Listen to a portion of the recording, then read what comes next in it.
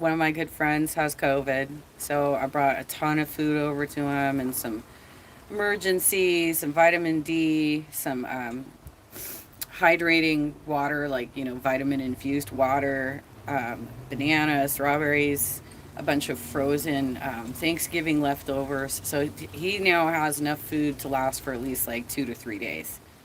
Depends on how big his appetite is. He looks pretty good. He sounds like he has a terrible cough. I didn't get close. I dropped the food at the doorstep and then walked back 12 feet, called him and said it's outside. So I did not get close. But I have been getting, over the last couple of days since I did the redistricting video, redistricting, I've been getting contacted by various political contacts because there's an update. Alan Lowenthal has decided that he is not going to run again. And that's the district, from what I understand, that's where Michelle Steele is going to run now because she doesn't want to challenge Katie Porter. Katie Porter is now going to run on the coast. She'll probably run fairly unchallenged because of all of the congressional reps in Orange County, I think she strikes fear into people the most. So go, girl. So Katie's going to be on the coast. I'm not on the coast anymore because Elisa Viejo got redistricted out into Katie's old district, which is now plus 11 Republican. So I don't think any serious Democratic contenders are going to go for that district because it sounds like the way they did this, they pretty much handed it over to young Kim. So that one's happening. But Michelle Steele is planning on running in Alan Lowenthal's district. And now that he has stated that he's not going to run, he's not seeking re-election, I don't know what he's going to do with his career. I'm not sure what's next for him. I'll have to figure that out. I don't know. But he's not. So that actually opens up the possibility that Harley Ruda might carpet bag into that district. Now, I think that might be a little more challenging for Harley than the coastal district because that's a bluer district than the coast.